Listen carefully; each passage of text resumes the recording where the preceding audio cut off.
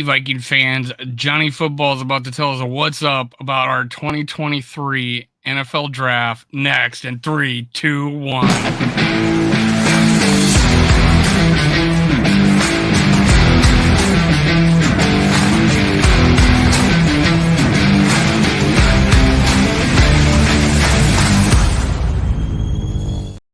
Gather around, Skull Brothers and Sisters. This is Skull World Live, brought to you by Minnesota Sports Talk. Make sure you hit subscribe, leave a comment. Help me Hulk smash the YouTube algorithms. Let's go. Johnny Football here every week on Minnesota Sports Talk to give us all the shit, all the news. And hey, what was your draft experience? Where were you, Johnny, when all this shit went down? I was streaming on Bite Size Sports Network for day one. Day two, I was working pretty long, and then we were kind of sick at the house. And then day three, I was working and just listening to the draft as it came down. But I'm sure we'll start there, but I've had to kind of talk myself back into the Addison selection. Not necessarily for the player it's himself, just kind of the opportunity cost of taking Jordan Addison, the wide receiver, at 23, sticking and picking. I was not a fan of that initially, live anyway. But, as you kind of see the draft class round out a little bit, I know we'll talk some of the UDFAs, which cannot go all the way overlooked. But kind of seeing it round out as a whole, I think I'm seeing the vision a little bit. I get the pick. They must have been really high on him in the building. I was pretty lukewarm on Addison, but I don't know. It'll be another guy opposite JJ, and I think he's kind of that similar type of receiver to JJ, at least coming out. A guy who a lot of people say, oh, he should be relegated to the slot. Look at his size. So the same things about JJ, but he's kind of found ways to win all over the field. So I think it's a good fit in that regard. He's got a lot to learn from JJ, but I was kind of talking myself off the ledge most of Thursday night. But all right, Johnny's off the ledge, but here's a guy about to step on the ledge, and that is David Woods from Skull State of Mind. How you doing, man? I'm doing tell Johnny Football where he's wrong about Jordan Addison, or no, I don't know. Tell me what your thoughts about our first round draft pick. Go, man, go. I mean, at first, I feel the same way, Johnny Football. Like they could have did something else differently with it. I mean, receivers are always going to be like hit or miss, bust factor, especially we picked JJ, and what about the receivers that the Vikings drafted in the first round before him? Those guards didn't even pan out. Troy Williamson, Treadwell, all those guys were drafted kind of high too. I'm just worried that the Vikings might have a problem on their hands if this guy is actually pretty good, because how are we going to pay two top-notch receivers without a quarterback, just looking forward. But let's see what happens. I'm optimistic. I mean, we really don't know what direction Kwesi and his tendencies yet, because it's only his second draft. So I think it's more of a waiting to see approach. Well, the one thing there, as far as how are we going to pay two top, because the receivers' salaries are crazy. Well, his salary will be hampered a little bit because he's number 2, but they're staggered. I mean, we're going to be entering the 4th year of JJ's and the 1st year of Jordan Addison. So, yeah, we have a good problem for a while. We know what's coming, but it's 5 years away. It looks like to me. So, my thoughts on that first pick, and let's actually put him up here, was he could run routes, right? That's my thought process. He put some defensive backs on skates. Some people listed him or said he's the best route runner in the draft. There's some people had him as the best receiver in the draft. I didn't even bother looking at him because of the way people talked about him, is I didn't think he'd be anywhere near us And I was thinking, Quentin Johnson, maybe, possibly. Flowers, maybe, possibly. I didn't even bother looking at Jordan Addison. Johnny, did you even put him on your guys to look at list? No. So Nope. Johnny hated him the whole time and didn't want to even talk about him, apparently. But why? Johnny, tell me, was he someone you didn't really consider? Like, you don't think he was a good fit for us, or what were you thinking? I don't know that it was. I don't think he was a good fit. I just thought that as far as like a complementary skill set goes, Okay. to that of Jefferson and the way we're going to work Hockenson into the offense, I just felt that somebody who brings a different element to the offense would be something they would look at, like a Zay Flowers, like even a Quentin Johnston, just because I feel like they're much more dynamic after the catch and or in the end around game, in the screen game. I mean, they threw some tunnel screens to Jordan Addison. Don't get me wrong; he can move a little bit, but and outside of that, when I looked at guys like Cedric Tillman and A.T. Perry, I was looking at guys who I'm confident can beat press and can fight through press. Jordan Addison wins against press differently than those bigger framed guys. So that still concerns me a little bit. I mean, his release package is great. He's obviously a great route runner once he gets a little bit of separation, and he's great at getting some. But yeah, when I was looking at this class, I was just looking for guys who I thought would bring a bit of a new element to the offense. And I don't think redundancy is necessarily bad, but I think he's a similar style receiver to Jefferson in that regard. And I was just kind of looking for something to mix it up a little bit, I guess. With David, were you looking at more of are you looking defense in the first round? Were you kind of sold on something, or was there other receiver maybe? For me, I thought it was like really good receiver or best defensive player available. And I was looking at Deonte Banks myself at cornerback. He went one spot after us. And in the third round, the guy right before our pick was the other guy I really liked from Clemson. And he got taken right before us, and we traded down. So I was like, I almost had my, two guys I really liked. But like Johnny says, I was looking at A.T. Perry late. He went in the 6th round. And I'm like, was there a guy in the first round you were looking at, or give me a few guys you were thinking of? Actually, when it got to like in the 20s, I'm looking at the draft, I'm looking like, okay, best case scenario is they're not going to take a quarterback right now. So maybe they're going to trade back and accumulate more picks. That's what I was hoping for at 23, the way the draft fell. But I mean, it almost fell perfectly, right? Because that's what, when he was going, we were all talking on our chat that, hey, this draft is falling perfectly. Look at all these guys there. Right. And go ahead. Keep yeah, talking. Right. So at 23, I was like, okay, Joey Porter Jr. is probably going to get drafted right here. And that didn't happen. And I was like, okay, Addison, he was projected to go a little bit higher. But I mean, we don't know what happened on why he fell. But I was just hoping, I wanted more depth. I kind of like a lot of the stuff that they did with the UDFAs. Those are the kind of guys. I got a list. I got them at the end, but we can talk about it. You want to bring some up? I was more worried about. I understand like an opposite receiver of Jefferson is really important, but I was kind of skeptical. Like, I hope they don't go into the season and not have any kind of youth at linebacker. Like I was really worried about the linebacker slot. Like, I see Asamoah. I think he's undersized, and Jordan Hicks really didn't play good last year. So we got another undersized guy in Ivan Pace Jr., at least height wise, but he looks like he's got a little dog in him, and he's a tackle machine, a blitz machine. He's running downhill. He's kind of like a more muscular Asamoah to me. I don't know why he wears his shirt like a midriff, because he does not have 8-pack.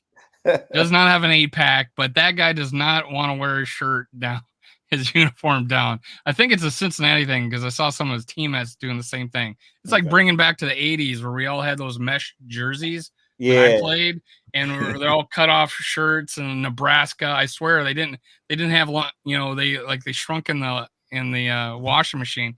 But yeah, Pace, he looks like one of my colleagues, and you know who I'm talking about, Rap. He wanted this guy in the 3rd round, and he fell all the way to undrafted free agent. Is this a guy was this like the highlight of our UDFA class? No. No? Okay. Shut up, Dave. Who was the highlight? The linebacker from Army. There you go. There you go. Yeah, there you go. The edge from Miami. Yeah, outside linebacker. Right. 6'7". Yeah, I want something like we need some size. Well, one of the things is kind of throwing me off a little bit on him, because yeah, he looked like a man among boys because he was playing boys. This kind of, on his highlight reel, it's all him against these little guys because they're from whatever school they were playing. I mean, you don't even recognize these schools if you're not into college football. Right. But they weren't playing the greatest competition. I think he was wanting to be a tight end, but he knew he was going to Army. So he says, "Let me go because we don't throw the ball. I'm gonna go play. I'm gonna go play D lines to get some action." So I think, but yeah, he's physically an NFL football player. Right. It all comes down to the coaching staff, what they can do to coach these guys up and actually mold these guys and see who's going to actually get on the field. Because my big problem that I had with last year is like going into last year, we all knew that the defense was going to be bad, you know, but Donatello didn't really want to play the rookies actually on defense. He only played them on special teams a lot. So it's going to be real interesting to see, you know, how Flores molds these guys and see which guys are actually going to, you know, crack the lineup and actually, you know, play. Johnny, what did you think of these two guys, these two linebackers we got? Yeah, I like Carter. He had some 1st-round buzz. Yeah, I listened to an interview of him with Fowler and Sims talking about the 1st round at the combine.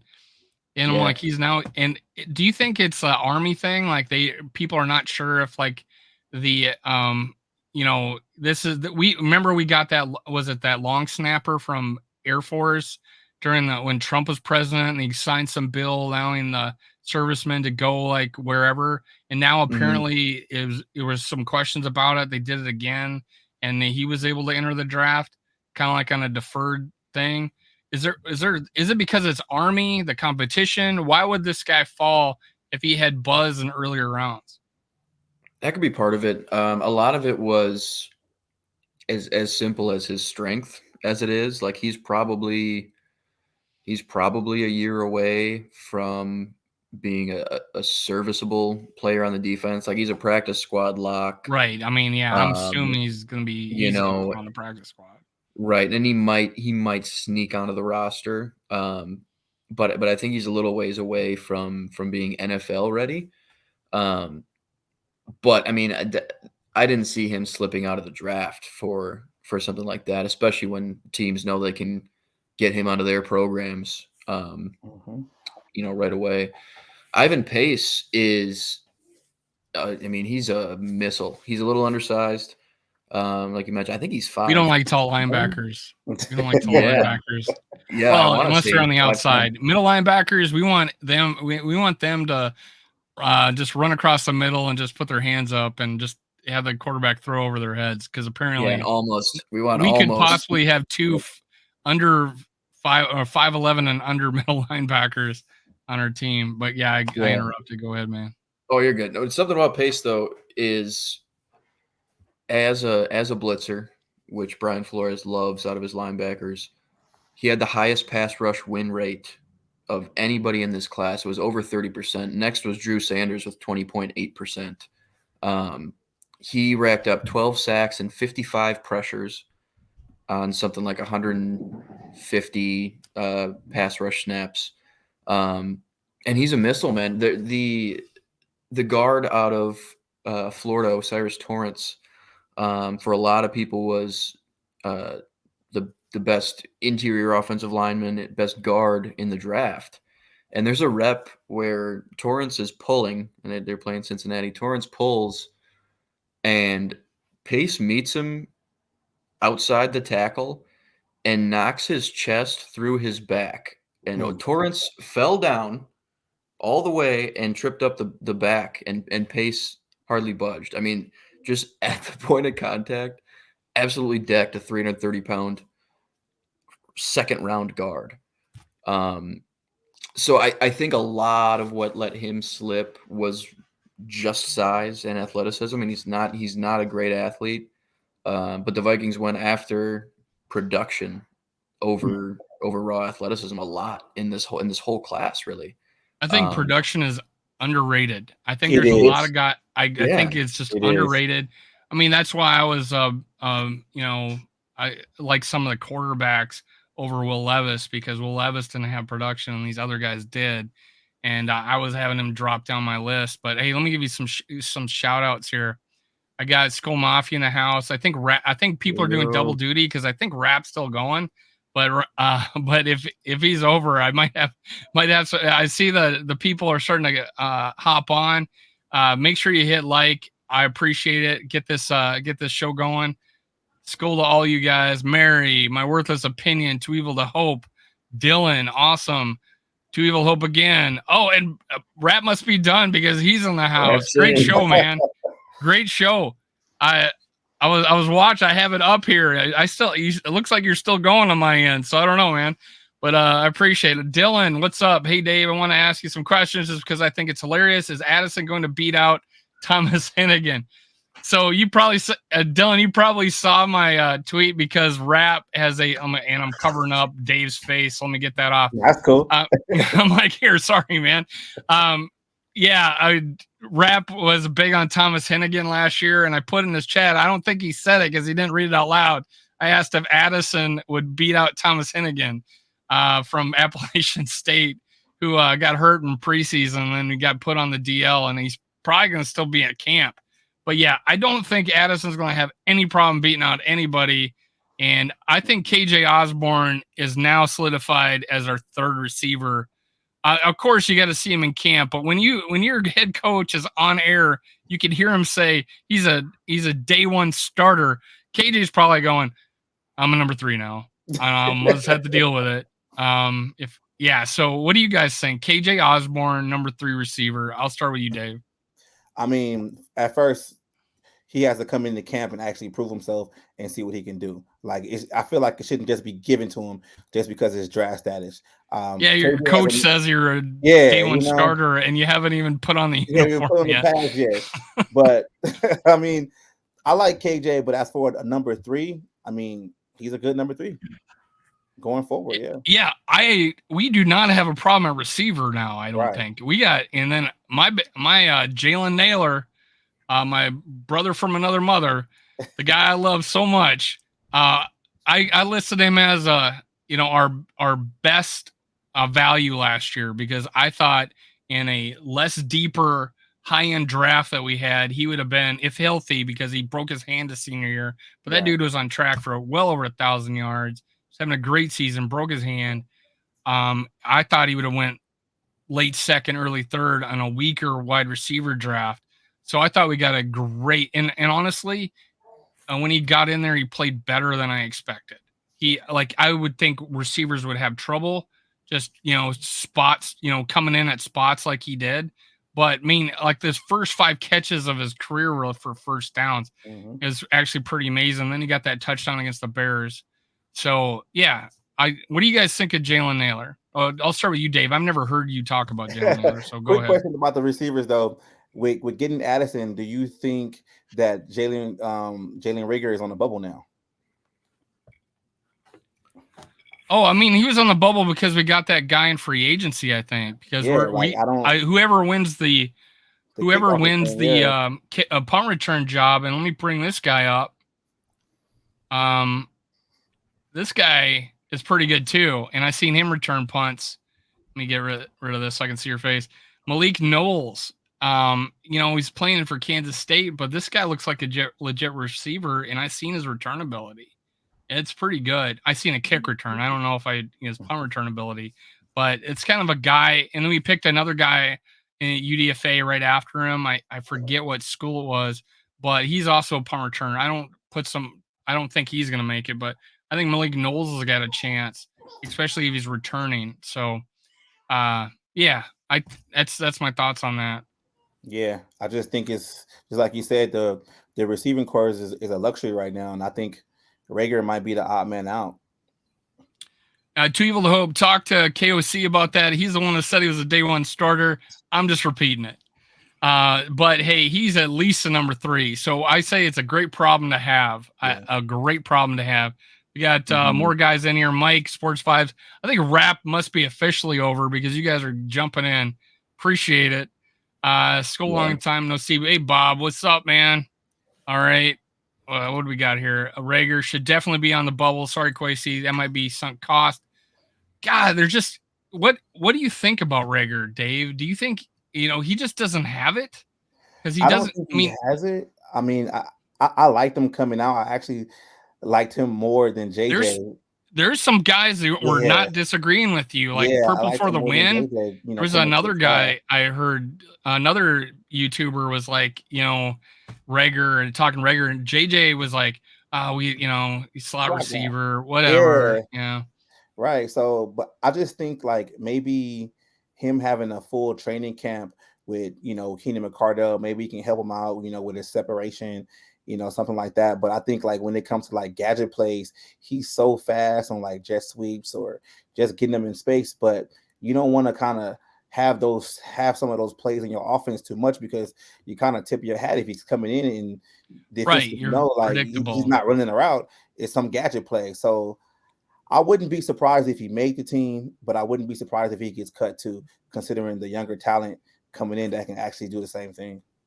Yeah, one of my things about having a receiver that's a gimmick player is he's coming in, and that's what's going to happen. My thought, the way those before the season, I thought, hey, we're going to do this hurry up offense, and we were going to run receivers in and out and keep the pace going. But we didn't do that. We just keep the same 3 guys out there the whole time. We didn't run receivers in. They didn't give them, I just say of like a long route, you'd step out the field, get the other guy in the huddle and just kind of rotate receivers in and out like that. We didn't do that at all. And I don't know if it was because, we had younger guys that they maybe didn't trust in there. They didn't earn their, reps. I would have to think that because their whole idea is we're going to get up to the line with 15 seconds on the clock. We're going to hurry the line. We're going to get set. And, but we didn't throw the ball down the field that much, especially early in the season. So I'm kind of hoping we do that. We get these guys involved. We get, KJ Osborne in there more, let's say, we're going to be running more 2 tight end sets. It sounds like. Is that even less opportunity for wide receivers? Can JJ even get 1,500 yards in this offense with a Addison on the side and 2 tight ends in there? I just, what do you guys think of where we're going with the offense? Let's start with you, Johnny. Yeah, it's going to be interesting. I on these shows I've said like I didn't feel wide receiver 2 was nearly as big of a need as cornerback, linebacker, or interior defensive line for that exact reason. For me, it was because I love Jalen Naylor. Yeah, that's right. But it's going to be different than this past season when we're just living in 11 personnel and we have 3 wide receivers on the field at all times. Like it's at least not shaping up to be that type of offense. We'll probably see more 12. Some 21. We re-signed CJ. Heavier personnel where it's going to be difficult for KJ to find opportunities, at least on early downs. But I think they'll use that heavier personnel to kind of keep fewer defensive backs on the field for the defense and kind of force them to play that way, even on passing downs in some cases. But I don't think. To the earlier question, I don't think it's disrespect to KJ to kind of assume Addison has that wide receiver 2 job. I think worst case scenario is KJ wins the job. Right. Because at that point you're thinking about the investment at 23. Yeah, you're wanting Addison to win the job. It's not like you're disrespecting. We're expecting you to win the job, Addison. Hey, this is a great question. Too evil to hope. I wonder if Nwanga will even make the final roster, and the reason being is because we drafted this guy, and my God, and you, Johnny, called this as a player to look for, and there's some people had him ranked at like 140th. I think I want to say NFLdraft did, and then Mel Kiper had him in his top 100 players come out of the draft. You talked about him, and we're like, we got him in the 7th round. So, what do you think of this guy, man? Gigantic steal in the 7th. I think to that point, he's a much better pure runner than Kene. You expect Kene to be the best kick returner on the team. But even if we move on from Cook, I'd expect us to keep 4 running backs if Kene makes the team. I don't see this guy or Ty Chandler getting cut. Or obviously, I don't think this guy makes it onto the practice squad. If he does, I don't think so. Someone's going to steal him unless I think he gets poached. God forbid, gets hurt, and we put him on the DL and we have him next year, kind of thing. Right. So you'd want to at least have the optionality of working Wangwu into the offense. If you're is that a word? Roster spot can I get a check, David? Is optionality a word? I want your opinion on this. It works. It works. It works. Hey, Dave, was this guy on your radar at all? We're even thinking running back in this draft. I knew they were going to pick a running back, but I didn't think this guy was going to be available. Yeah, you didn't think it was at 7, right? Be available. Like the way he runs, he has good vision. He's a little patient. He can hit the hole pretty fast. Like, I mean, it looks like on offense, receiver, running back. It's there's a lot of jobs that right there. And I don't really think Kane's going to make a team this year. I really don't. He's got. I mean, honestly, he impressed me a little bit because he could catch passes. I didn't know he could do that because you don't get to see that at Iowa State. So Nwanga did impress me there. It's one of those things like nobody's getting enough carries to actually show what they can do. I almost love Ty Chandler as much as I like Jalen Naylor. I love Jalen Naylor. So I'm big on Ty Chandler. I think we got a crazy good running back group. Yeah. If we're talking about Kenny Nwanga potentially not making the team, he's not making the practice squad. No. So he's either got to get cut or traded. But is he in this league where every kick's going into the end zone enough to keep a guy like Kenny Nwanga on the team just to return kicks? It's tough. It's a tough ball game. I kind of think he'll end up somehow because we'll probably trade Cook or cut him soon, and that he would still make the team with 4 running backs. So that's my thought now, is that Cook is still going to be gone, and it saves Kenny's job, or at least gives him an opportunity to stay on. And who knows, maybe Ty Chandler, he got hurt. Maybe he gets hurt again. Who knows? Or one of them does. It's a good problem to have, though. Yeah, so it's a good problem to have.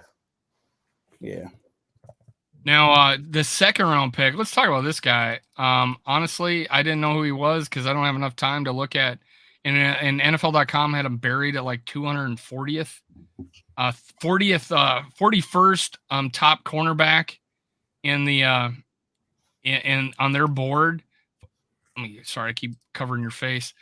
They had him at NFL.com had a 41st. I had to look on the page 3 to see this guy on their draft board, and there was nobody drafted from the 2nd page. So I'm like, my first thought was, who is this guy? Of course, I later look at the videos and then later find out PFF ranked him like 2nd cornerback on their grades. So I realized, now I see what you have in him, but he's really handsy. My first thought, and I guess I'll go first, is that we had Duke Shelley. He did fight. He was scrappy. He was a good cover corner. I see all those things in Mekhi Blackman. We could have had him for $1.3 million. Of course, this is cheaper, and we got him for a longer time. But I was like, hey, we could have kept Duke Shelley. You go just draft another Duke Shelley. with the few picks that we have. But hey, if this turns out he looks like a legitimate potential starter in this league, so I have no qualms about it now. But my first thought is like, hey, we just got a younger Duke Shelley. Yeah. Is that what your thoughts are, Dave? He's a pretty similar player. Yeah, pretty similar player, but I just like what they're doing. They're making a lot of these positions where, if there's guys need to step up, and competition is always good, especially younger guys coming in. And I mean, I'm with it. I really don't care too much for USC guys, but it's okay. Well, one of the things that I'm gonna bring this up is like this guy. There's talked about how Mekhi Blackman was wanting to get first in line so he could go compete against Jordan Addison. And I think both these guys are guys that show up early, study, are students of the game, work hard.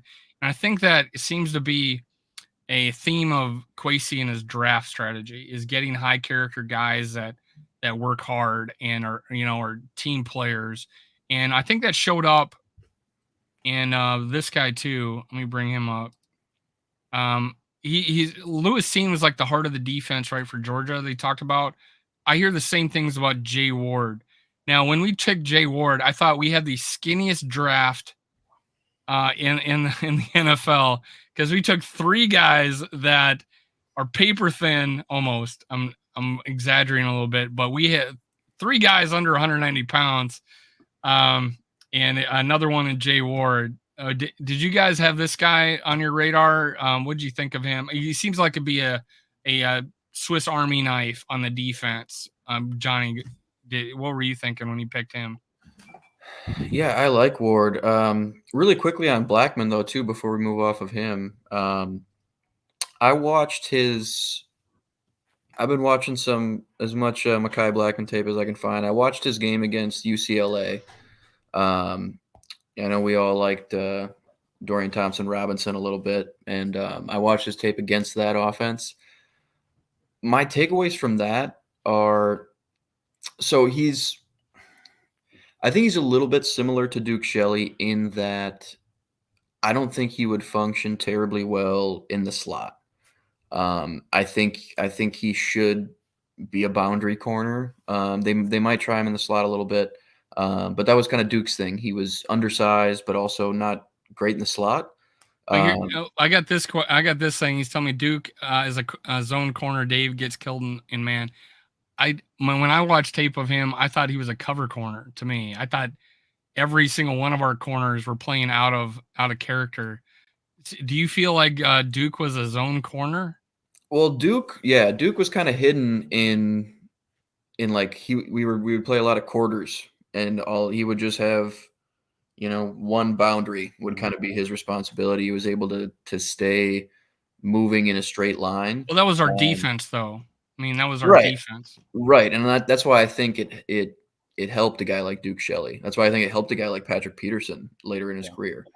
But the thing with Mekhi Blackman is he's great in those types of defensive play calls as well. He's a guy who is not going to get beat deep.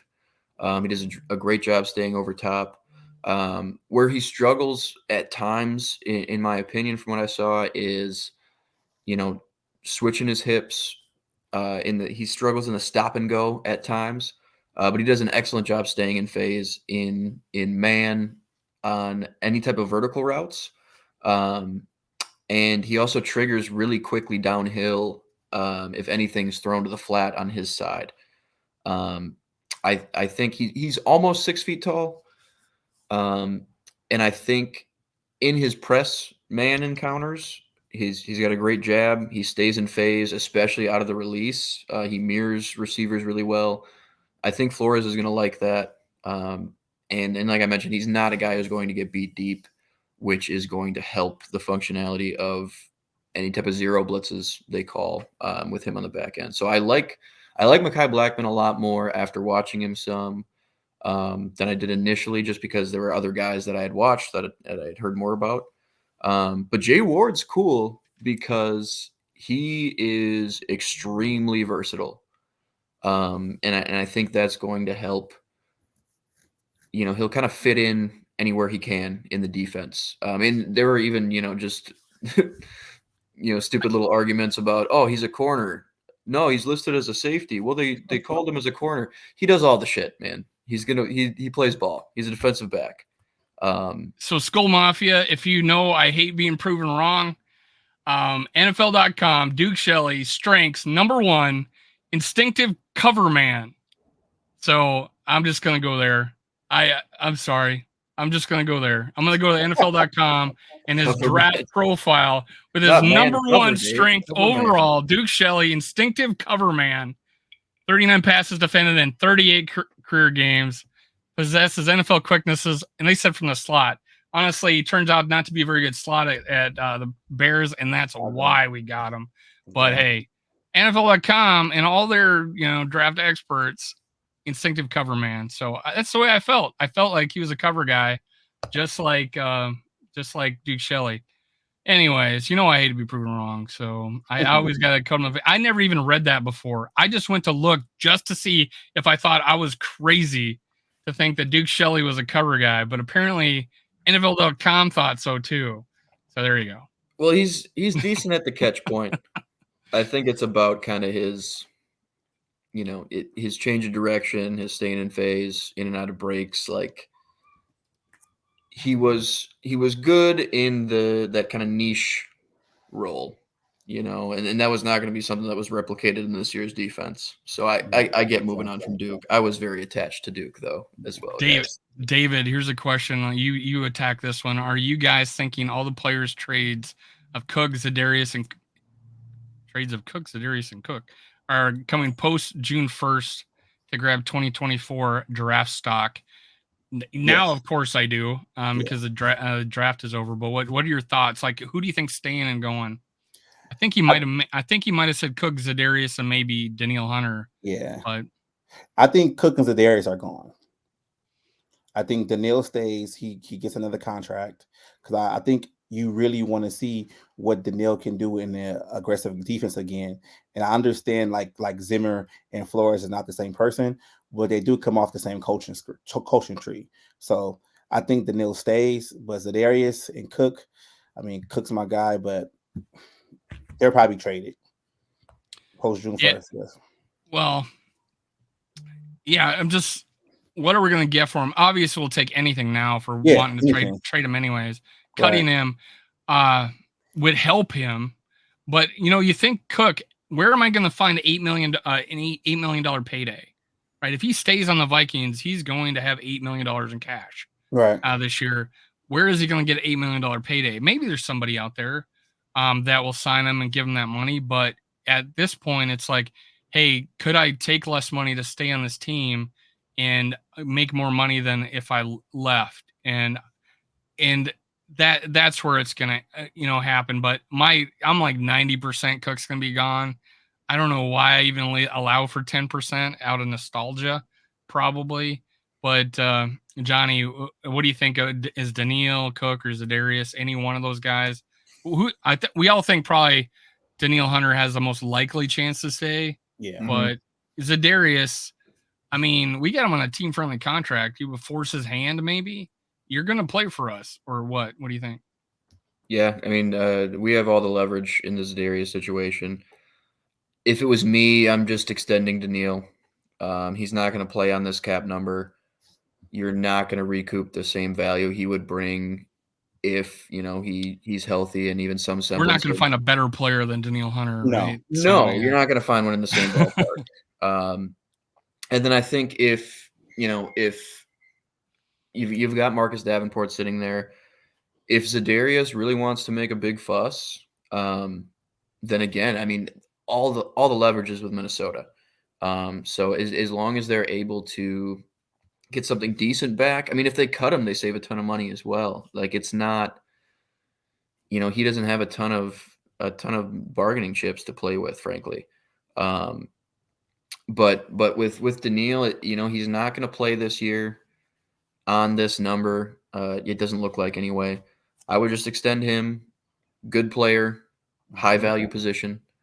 As far as Cook goes, yeah, I think we have, I think we have plenty of depth at that position. I think you're off pretty scot-free with a Dalvin Cook move, um, especially post June 1. And if you get any 2024 capital back, that's gravy at that point.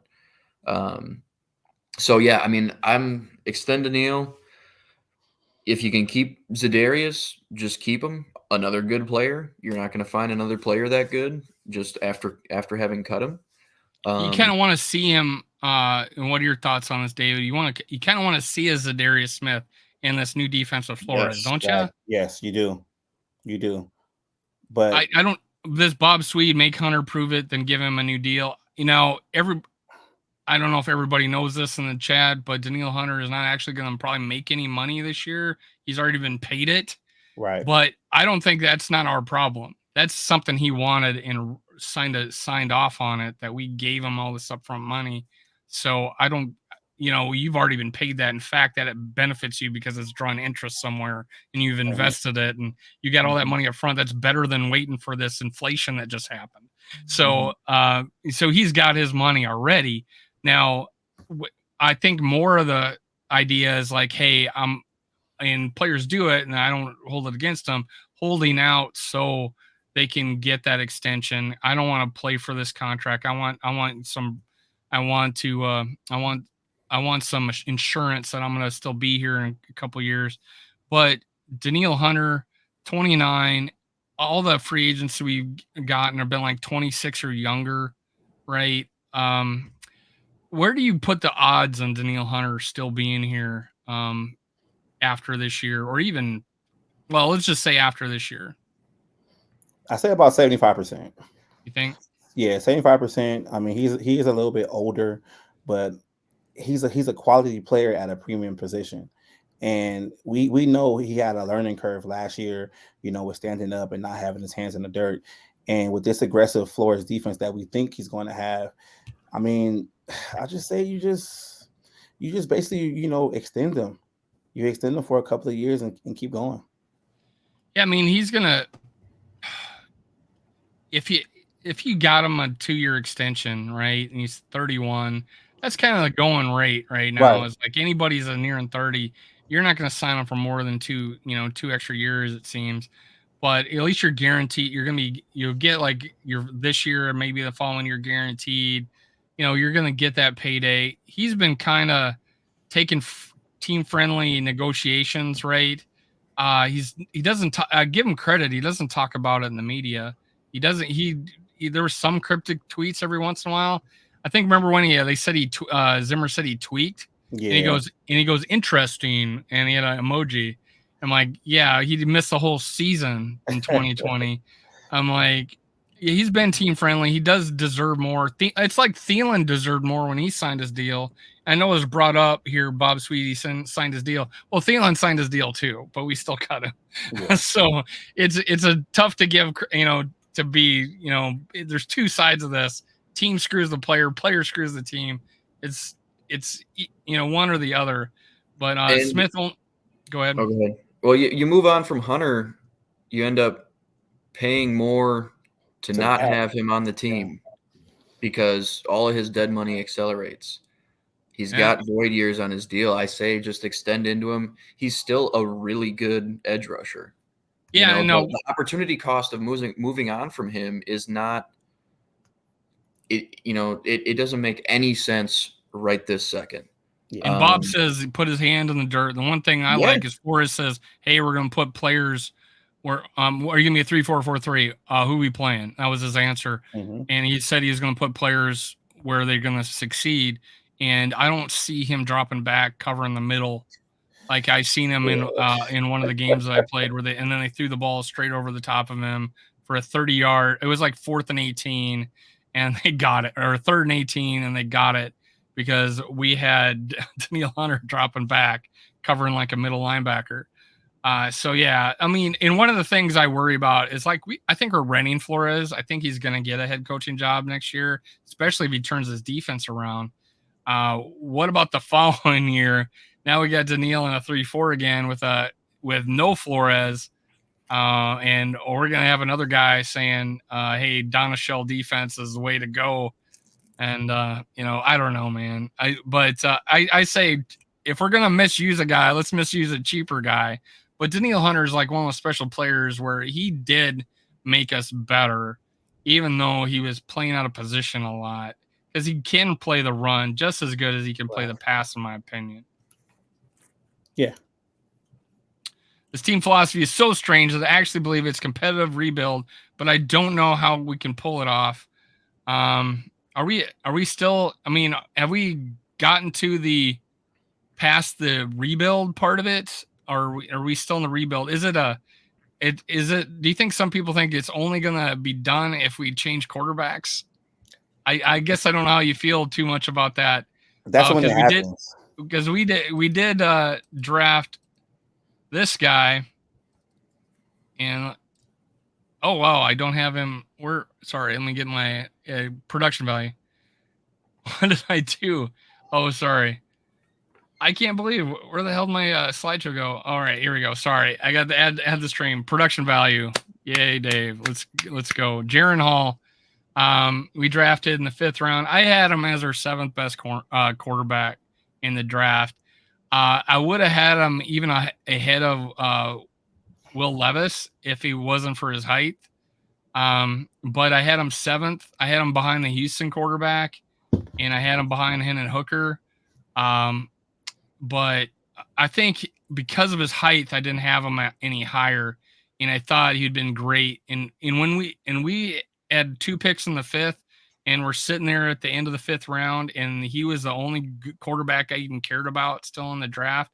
I think he was like the 11th QB taken. Yeah. 11th or 12th, and I'm like, well, okay, this is where we're going to take him. Then we're going to take a quarterback, and it's better be him, because I didn't like any of the other ones. And sure enough, we do take him. What's your thoughts of this? Is this a guy that has potential starter ability at all, Dave? I mean, we don't know yet. I think with this quarterback being drafted, I'm leaning towards like saying if KLC can develop a quarterback, this will be the one that he's going to develop. This will we're going to see what KLC can actually do. I mean, I'm not going to say he's just a guy at this point, but it's just a late round shot. They'll probably draft another quarterback next year. Yeah, that's one of the things a lot of us talk about is that, hey, if we took a guy like this, that, hey, if it doesn't work out, if we get him in house, we see, hey, this guy is just probably a backup, and we can, have a cheaper backup on a rookie deal, and then get rid of our, backup who we got now that we're paying over $1 million for. Right. So that's one of the ideas maybe behind it, but we didn't waste a high draft pick on it, and we can just go after a guy next year. And there was thoughts of like, hey, we brought up earlier, some in the chat that brought up earlier about trading Cook, trading Zadarius, getting more draft capital. Did we get only 1 pick for next year? We got a 5th rounder next year. Did we get any other future picks? I think that was the only one. I thought so. I thought that was probably it. Mm-hmm. Oh, 21 watching, only 5 likes. Oh, I'm gonna go check this out. Is that all we got? Let me go check. But so what did you think of, Johnny? What did you think of the pick at quarterback? I liked him. He and DTR were kind of the guys in that, like, I don't know, 2nd, 3rd tier, whatever you want to call it, of quarterbacks. The day 3 guys.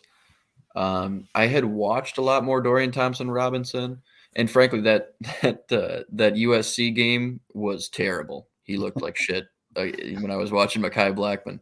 DTR? Yes. Okay. Yes. 3 picks, a lot of bad balls, but Jaron Hall's good, man. He is a little limited in his physical ability. He doesn't have a cannon arm. He doesn't have like great speed and escapability, but he's good moving around in the pocket. Doesn't throw super well on the run, it sounds like. Yeah, that's what they're saying. I guess I didn't get to see a lot of that in any of the videos I saw, but again, I'm just watching the highlights. Yeah, and it's a lot of like he makes a lot of difficult plays, and he does a lot with a little, I think, on a lot of plays, or kind of makes something out of nothing in a lot of instances. So I think that's what a lot of what Vikings fans crave is, just kind of that improv ability in the pocket. So, and he certainly has some of that. I think seems like a really smart kid. A lot of people's, big takeaways are great leader, great locker room presence, smart, absorbs, new offensive concepts and things like that. Don't ruin him. So Dante went to the Senior guys. Bowl, and he did play at the Senior Bowl, and apparently I saw one article that Jared Hall had like a really bad first day, but I've seen some videos of him from the Senior Bowl, and he looked pretty good. He looked really good. Yeah. And I think this was another one of those picks where we got a high character guy, a leader. I think that's again another guy that you can kind of mold. People are going to compare him size wise to Wilson from Denver. I don't see that necessarily. Wilson's like a big scrambler guy, not necessarily guy that's going to run any designed runs for him. They actually designed some runs for this guy. So I feel like he is a decent runner and has good vision when he's running the ball. Passing wise, I thought he was very instinctive. Like he led people open. He threw back shoulder throws, and he wasn't afraid to throw it up and let his receivers go get it, like back of the end zone and stuff. So I think he like has that mentality, like, hey, the odds are good in my favor. Let me make this play, throw it where my guy can get it. And if it doesn't, it's gonna go out of bounds. And that kind of shows up in his 31 touchdowns and 6 interceptions. I mean, he was hurt as the year before and only played in 10 games. And then he didn't play, he went on a, he's Mormon, so he went on his mission for 2 years prior to that. And he played baseball for a couple of years, but he's 25. I try to remind people, I think Kirk Cousins didn't start until he was 27. And there, if you go look at another Mormon from San Francisco that's in the Hall of Fame right now, he didn't really get his main shot until he was in his 30s. So there's stories out there where guys do play and you get a shot in their late 20s. Too evil to hope. So I was live on Thursday night, and I'm not gonna lie to you guys, I kind of had a meltdown when we took Addison. He did. I mean, let me find his text. Yeah, go ahead. Pull up the receipts, Dave. I was shaking. Listen, with Brian Branch still sitting on the board, and granted, he fell to 45 to the goddamn Lions of all teams.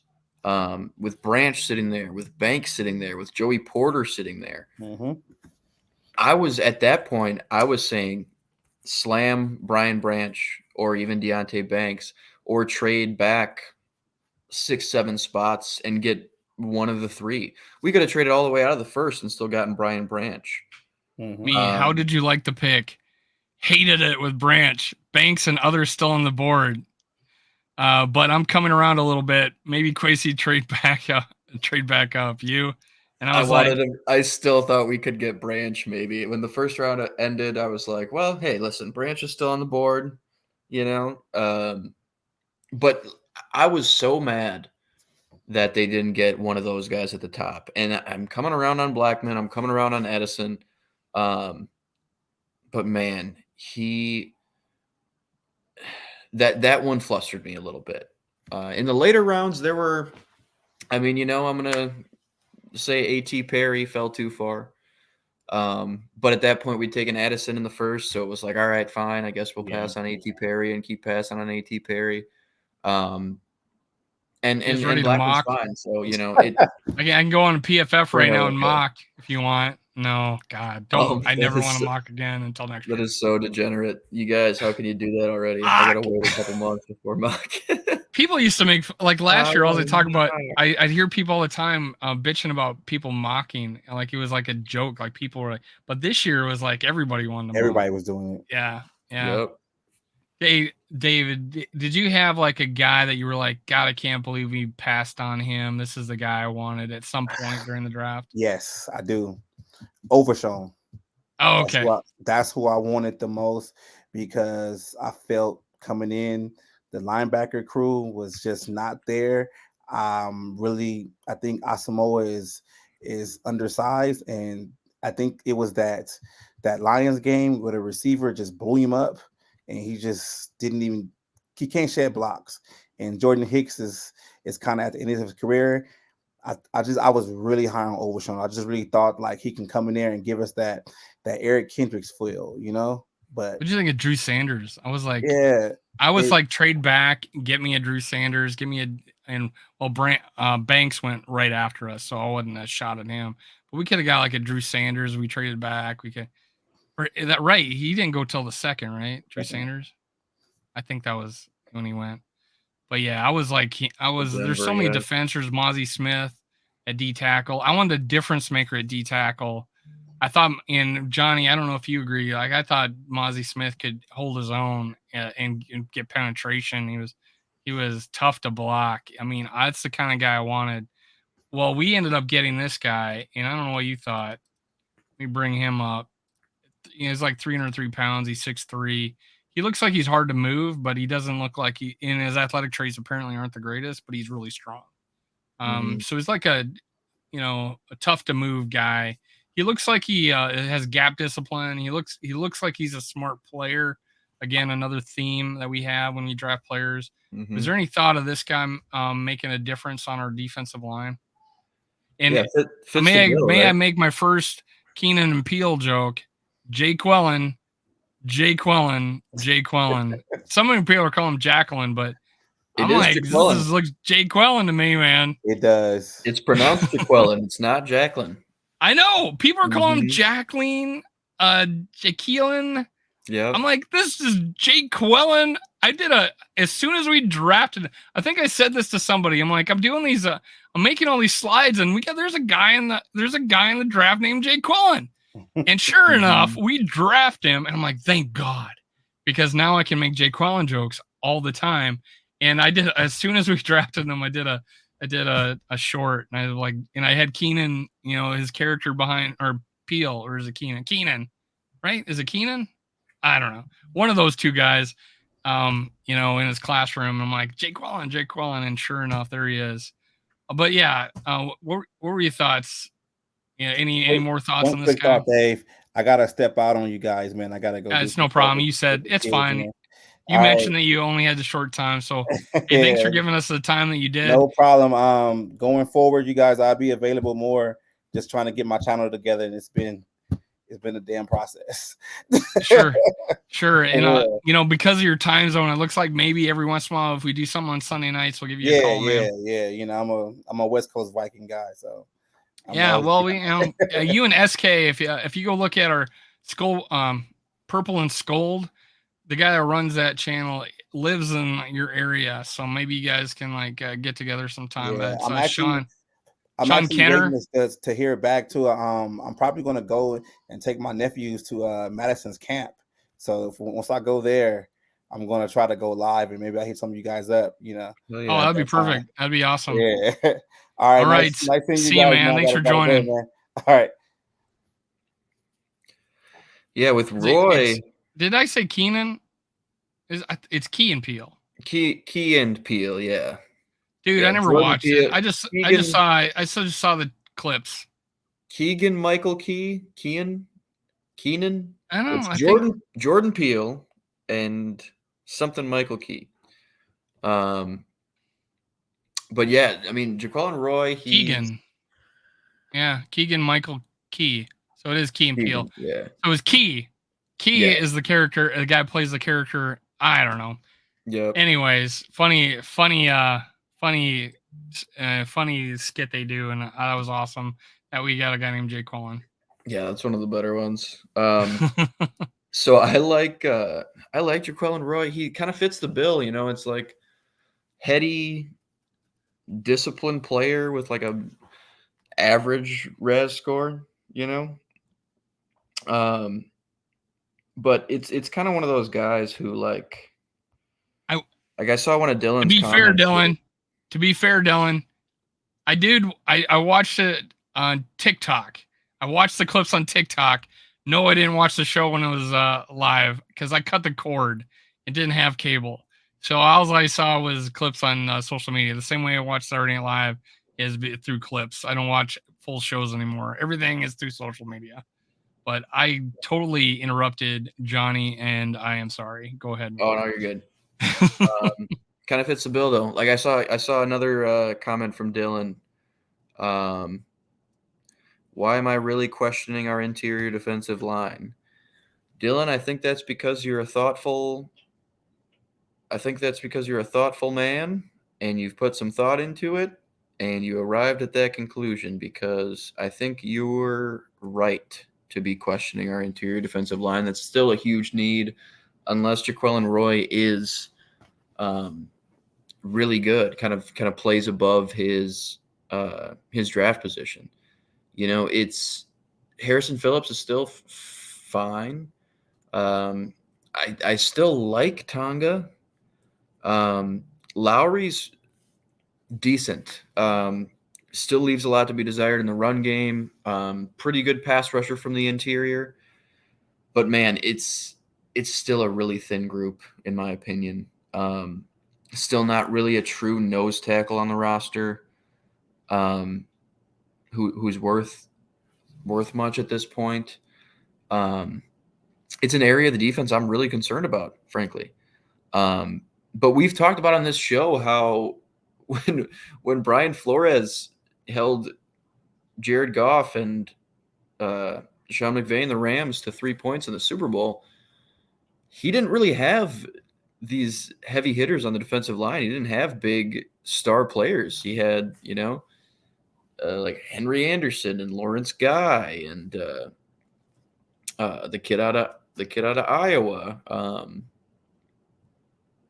See, this is what I'm saying. Not big names on the defensive line, and they had two pretty good linebackers in Van Noy and Hightower that they used a lot. But a lot of the way he used that front was just with interesting blitz packages and dynamic fronts and unpredictability. Like, I think with the guys we have, especially some of the guys we've drafted, and some of their ability blitzing, I think the way he's going to be able to disguise some of these pressures is going to be awesome to see. Harrison Smith, Lewis Seen triggering downfield, Asamoah, if Pace makes the roster, Zadarius Smith standing up over B gaps, Davenport and Danilo screaming off the edges. I like Dean Lowry as a penetrating defensive lineman or interior defensive lineman. I mean, if we can get anything from Asezi Atomo, he had the longest arms in the 2022 draft. So there's definitely some building blocks there. But yeah, man, as far as that's a group tackle, I'm concerned about. It's a group I'm concerned about for sure, though, Dylan. It's the middle of the defense. It's that and linebacker, and you've got to feel pretty confident about safety with our first round pick coming back healthy. Harrison Smith, a potential Hall of Famer on the end of his career. Lewis Seen coming back from that injury. We're still not, we still don't know exactly what we're going to get from him necessarily. I mean, we can be as confident as we want to be. But when it comes down to the middle of this defense, it's an area of concern for sure. And that's why I wanted a trade down at 23 to address some of these needs with some higher end prospects. But hey, I think they rounded it out pretty well. And if, a couple of these guys hit, it could look like a really good draft class by the end of it. And, we might be glad they stayed so patient. Where would you, I mean, we're looking at like last year and we got injuries, but where did you feel like last year? Because we didn't know each other back then. With last year's draft, I was pretty excited about last year's draft, honestly. After I got to know who Lewis Seen was, but there were some guys that I loved at 12 that ended up going 12th, 13th, and 14th. Three guys I did videos on, and I'm like, I want these guys at 12. And sure enough, they all three went 12th, 13th, 14th. But I ended up getting a guy I wanted, Boo Jr. In the second, which I thought was a great value. Yeah. But these guys got hurt. Lewisine, Boo Jr. They got hurt, didn't play much. At the time, though, what did you think of that draft, and how do you feel comparatively to this draft? I think overall, I like this draft a hair better at a glance, and it's tough to remove the the like back of your head knowing how 2023 or 2022 went with the guys going down with injury. But I did not like the Ed Ingram pick at the time. I liked Asamoah, but I didn't think he was a terribly well-rounded linebacker. I liked the Caleb Evans. I thought it was high for a Caleb Evans. Booth Jr. was well, obviously outside of the top two guys. I knew we I weren't had him at getting 3. I I knew had we a weren't 3 getting corner. Stingley or Sauce, but yeah, he was my next favorite corner. I was ecstatic to get him where we got him. And then the way it rounded out was fine. I like some of I think Addison is a great player. I think, a lot of my gripes with the pick were the other players we could have taken, So now that we've taken everybody, the draft is done and you can look at it as a whole. I think I do like this one just a hair better. I like Blackman. I like the value we got with him at that draft position. The UDFA class is sick. We talked about that for just a minute with David.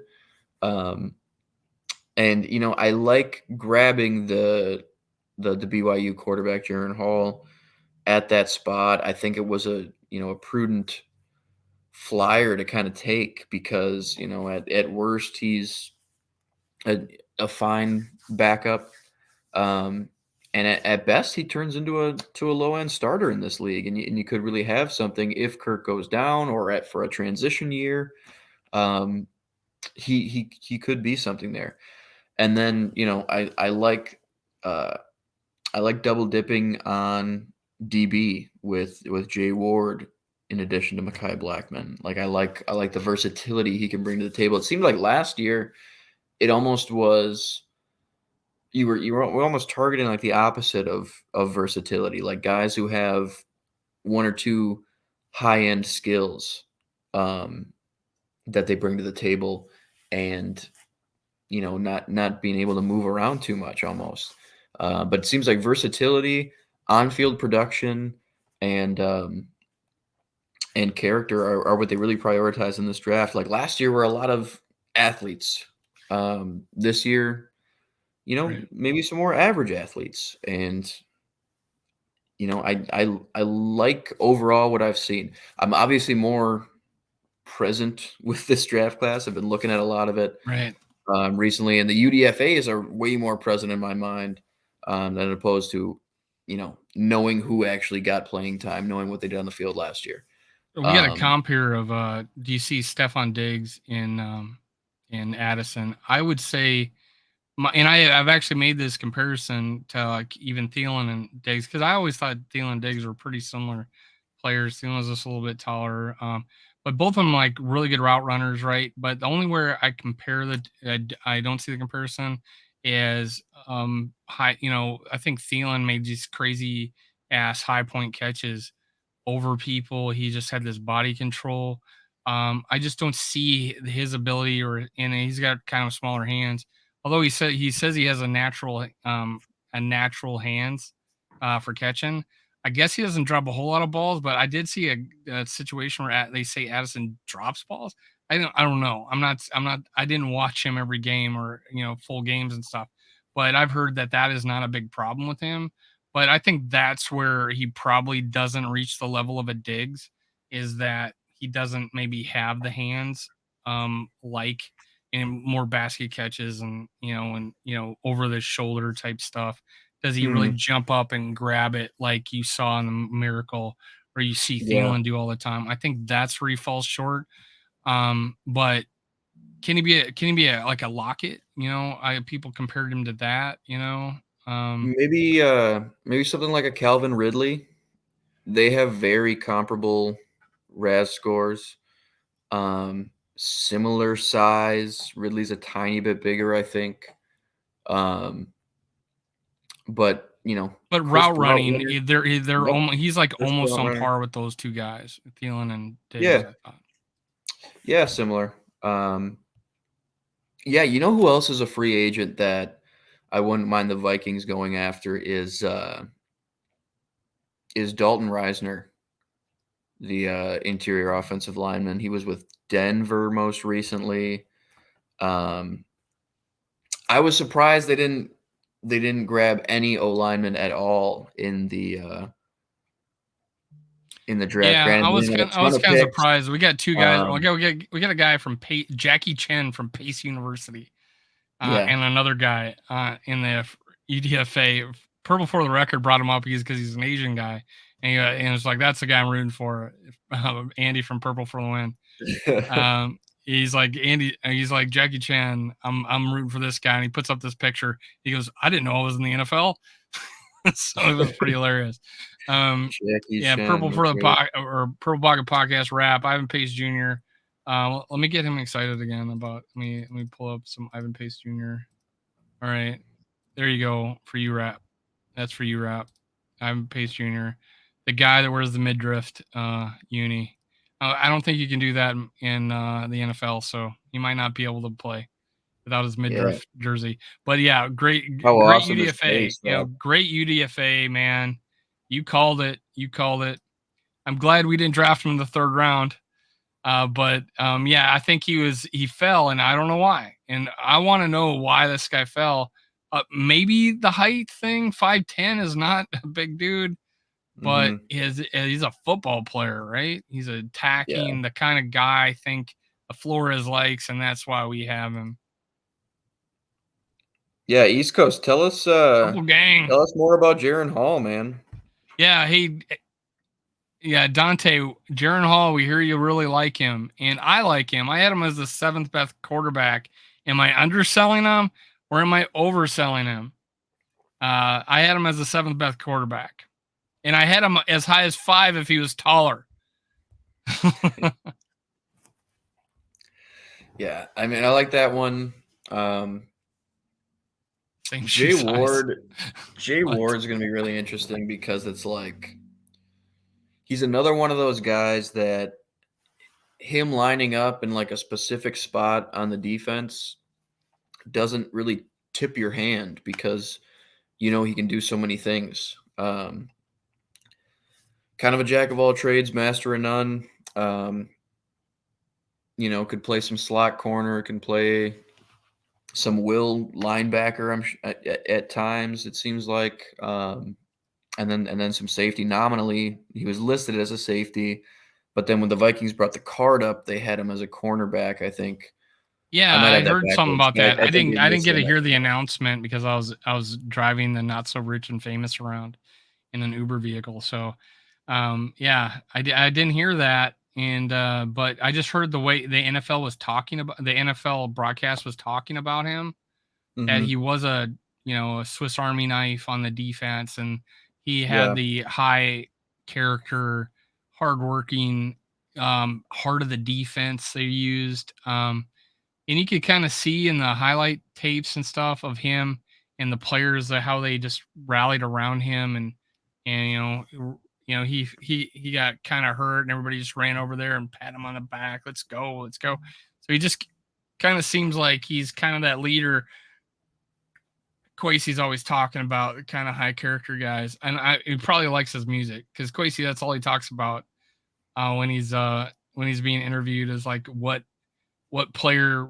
said what they listen to, what's on their playlist. Yeah, that's right. He must have a good playlist. Yeah, man, he's funny. Yeah, East Coast. They were telling us you like or Too Evil to Hope said you were liking Jaren Hall. Mm-hmm. Oh yeah. Give us the skinny. Triple P's already got him starting this year, mid-season. Triple P's got on him. Hall is good, coachable, great leader. Like the presser, KOC is going to be great with him. Yeah, he had a great interview. He said all the right things, and it didn't come off fake. Didn't come off at fake at all. This guy sticks to his beliefs, man. And he does the 2-year mission. He wants to do it.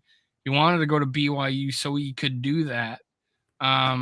So, but if you're a Kirk guy that thinks he's kind of lame because of the religious side of Kirk, well, we just got a Mormon that went on a 2-year mission, so we may got kind of the same guy that sticks to his he may talk about things like that.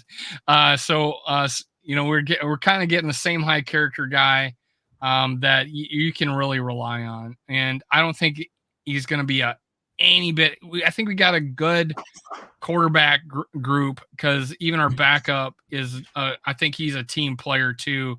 You could see him get excited when we played good. At the post game celebrations. He's never sees the field, but yeah, he's excited. And I think Jaron Hall is going to be the same way. So I think we got a good group. Yeah, Mullins can hold the shit out of that clipboard. I'm not going to give my opinion. I'm going to let y'all celebrate. I've talked about him, several others, a bunch on y'all shows. You got to remember, hey, Dante, if you don't mind, I'm going to invite you again because I do want you to talk about him now that we drafted him, because I did know he was at the Senior Bowl and you got to see him play. I think Thor Nystrom wrote about him and wasn't impressed. So I want you to tell me why Thor Nystrom's wrong, because he's talking about him kind of bad. And we drafted him. He wasn't even near. He didn't want anything to do with him.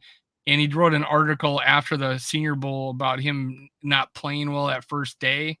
So I kind of want to hear your opinion, because another guy on Purple Daily that does the draft stuff really loves him. So I want to kind of hear your opinion, because you got to see him in person. Apparently, we're told you interviewed him. Yeah. And yeah, you probably brought it up, but I can't remember. Yeah. You gave us a C+. I gave us a B. So I'm not too far off, man. Yeah, I was pretty whelmed. You were whelmed. You were not whelmed. underwhelmed. You weren't overwhelmed. You were whelmed. Yeah, just some whelmed. Like I said, I was really low on the selection at 23, just because, I think we could have maximized this particular draft a lot more if we would have traded down or gotten one of those ready to contribute defenders in that were on the board there at 23. The board fell beautifully if we wanted to take a defensive back. And they went Addison. So, I'm interested to see how he does in the offense for sure, but I don't know. Everything from there is just so it's going to be hit or we're not going to know anything really until these guys see the field. Like I said, I've watched a ton of Mekhi Blackman. I still have to get to the LSU guys as far as their tape goes, but I don't know. It's just pretty average draft. I guess I might go somewhere between you guys or around that area. C+, B-, something like that. It was a matter of doing what they could with what they had at the time. Just kind of one of those things. So there were a lot better drafts that I'm certainly envious of. I have a buddy who's an Eagles fan, and he was pissing me off, every 25 minutes on day 2. He was like, they took this guy. Let's fucking go. And it was just, a prospect I wanted that was bugging me. They got, and there's a lot of stuff about their first round, obviously, that I'm sure everybody's said at this point. But with Carter and Smith, even Nolan Smith at 23 or a little later, I was so shocked that he was still on the board at that point. There were some crazy fallers on the defensive side. So that was my only gripe, I guess. My only specific gripe was I feel like we could have gotten a lot more of those high value defenders higher in the draft. But I don't mind the selections we made a little bit later as far as the defense goes. We'll see how they pan out. Early returns on Blackman, who I've watched, are, good, not great. And I've still got to get to the LSU guys, so we'll talk about that next week a little bit, I'm sure. Yeah. Anybody have any questions in the chat? Anybody? Before we go, I got like 5 more minutes, and we're gonna call it. But I think my final thoughts on the draft. Yeah, I'm formally inviting Dante to come on Tuesday. I thought we hit everything, except I really wanted a difference maker on D tackle. I really wanted a high impact guy that would come in and I don't think there was enough of them in the draft. I just don't think there was enough of them. We grabbed the Georgia kicker. Yeah, we got a UDFA. But hey, I'm more about what the hell happened. I'm more about, hey, this will be them being together for 2 years in a row, and because we've always been a new guy in one of the positions, and to have the snapper, the holder, and the kicker all on the same team, 2 years in a row working together. I feel better about that, and I think our kicker got better throughout the season. I don't know what's with these extra points being missed. Otherwise, I thought he was pretty solid, except for that one game where he missed did he miss 3 field goals? I don't know. He had a really bad game. Might have been 3. Anyways, we got a kicker in camp. He beat out the last guy pretty easily because he didn't miss, and that's because the other punter was this holder on all the makes, and our new punter was the one holding when he missed in practice, and he wins the job because he's a better punter. But that's what I was worried about, is like having a new punter holding for the guy. So yeah, I'm worried about kicker, but I'm not too worried about kicker. I think that's like maybe it's in the top 10 of worries for me, but my worries is like D tackle, interior line. Those are really my only 2 worries. I like all of our positions better. Maybe I would like 2 shutdown corners, right? I wouldn't mind having 2 instead of maybe we have 2. Or maybe we might not even have 1, but we have a good group. I would take better than average right now. But who knows, with a new defense attacking, these guys not having to cover as much or as long, how much different that'll make on this defense. Right. I keep covering your face. I got to get the new format here.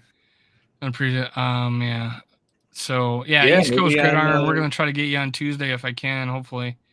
He's good with that. Hey, I gotta tune in Tuesday, 6:30 Central, 7:30 Eastern. We'll have Dante from East Coast Gridiron to tell us all about our new quarterback that we drafted. So stick with us on Tuesday.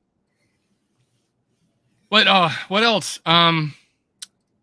I wanted a receiver that was going to make a difference. So that checked a box for me. I think we've got one that's going to make a huge impact on our team. I'm like, if we're not a top 5 offense after what we did in this draft, I don't know what else to think. Fire everybody if we're not a top 5 offense, because I don't see us with the receivers we have, the running backs we have. We can at least, I don't know where our running game went last year, but it wasn't reliable. So hopefully, because the offensive line was known for their run blocking ability, and they didn't really do that well. But we were behind. We had to give up running the ball because we had to come from behind and win all the time. We weren't closing out games with the run game, right? So maybe that had a lot to do with it. Kirk Cousins had his second most passing yards as most he had as a Viking last year, probably because of that. So I don't know. I felt I'm willing to give our offensive line one more year before we gotta break it up. If Ed can come out and prove it this year, yeah, I don't know if Ezra can solidify, be a little more reliable. That interior line, man, if we could, it's a first rounder and 2 second rounders on that interior line. They should be good. Let's go, guys. I don't know what the hell. Your final thoughts, man. Yeah, I was hoping we got a little bit of competition on the interior offensive line. I wouldn't mind. You don't think Jackie Chan from Pace University is gonna do it?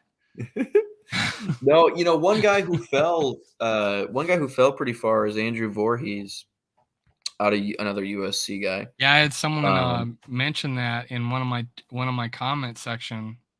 Something about how he had injury. So he tore his ACL. I want to say it might have been Achilles. Those always. Yeah, I heard ACL. I heard it was ACL. ACL.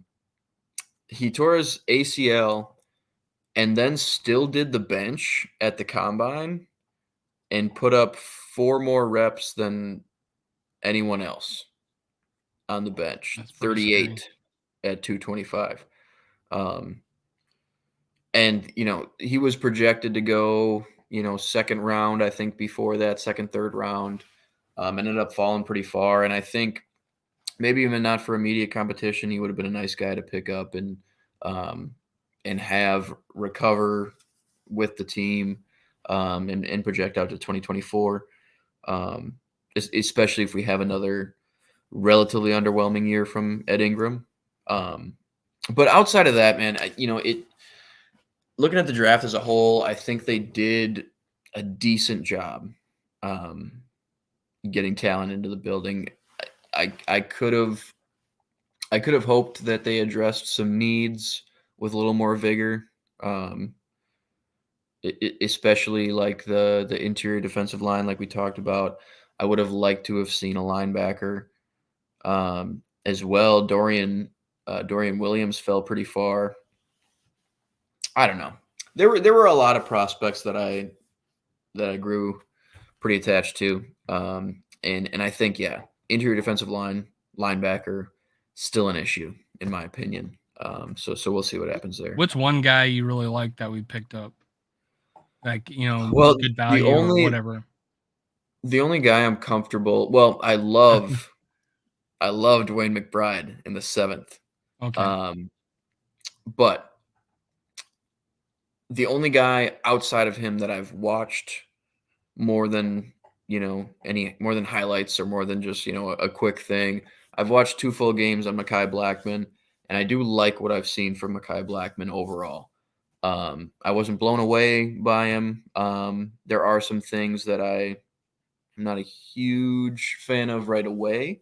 But I like getting him in the mix with Brian Flores' defense. I think he'll be pretty solid. So Mekhi Blackmon late in the 3rd, I think, is it. And what's great about that trade down, they moved back 15 spots. Not a single cornerback went in those 15 picks between when we traded down, and then ended up getting Mekhi Blackmon. So that was I did tell you that. I did tell you though, I had to go to NFL.com. I didn't even have a slide made for him. It was like, thank God we didn't do a show. Because we didn't pick until the last pick on day 2. I was thinking maybe we would have traded some. There might have been something to happen that we got in there. I thought there was going to be more action. Right? I thought there was going to be something that we did, but no, we traded down to the last freaking pick. So that would have been a misery, but I didn't even have a slide made of him. And I had to go. And when I went to look for his NFL profile, I found him on the 3rd page at 41, and nobody in the 2nd page had been drafted yet. And there was only like 8 or 9 guys on the 1st page drafted yet. So it's like, holy crap, we drafted 41. Only 8 people have been drafted since. But then I saw that. And then I saw how he ranked in PFF.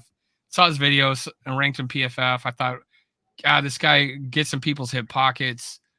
He fights. He's handsy as fuck, though. I seen him pulling on people's jerseys, but he's might wear the boxing gloves in camp. He might throw the boxing gloves on. Might in have to training throw camp. the boxing gloves on. Yeah. Here's some last things. I had to be. Oh yeah, so East Coast. I know you weren't really high on Levis. Neither was I. I put him. I only put him at 5 on my I didn't put any rankings out there, but in my head I had him as 5, even behind Hooker, but only because of his physical attributes. But yeah, I wasn't too excited if we were gonna Will Levis. Didn't even made 1,500. See, did what? Okay, they're just talking. Porter dad was good. Yeah, Porter Jr.'s dad was awesome. Yes, sir. But hey, thanks for joining us. I am not, and all of a sudden we had a jump up of like now we're at 24. But everybody who liked the chat or liked the video, thank you. If you could, before you leave, go hit like on this video. Go leave comments. I think I'm gonna actually take these videos and put them on a podcast, these longer forms, because now I realize I can actually download them and then upload them to just the audio podcast. Yeah. So yeah, we'll be on all the podcasts now. But I'm going to talk to Johnny whether or not we're going to be on Thursday, since we already did Sunday. I don't want to be talking about the same thing every day for a week. So right. Hey, thank you guys for joining us. I'm not positive we'll be on Thursday, but we definitely be on next week. Skull Vikings, let's go. I'm out of here. Cool, guys. See you next time. Thanks.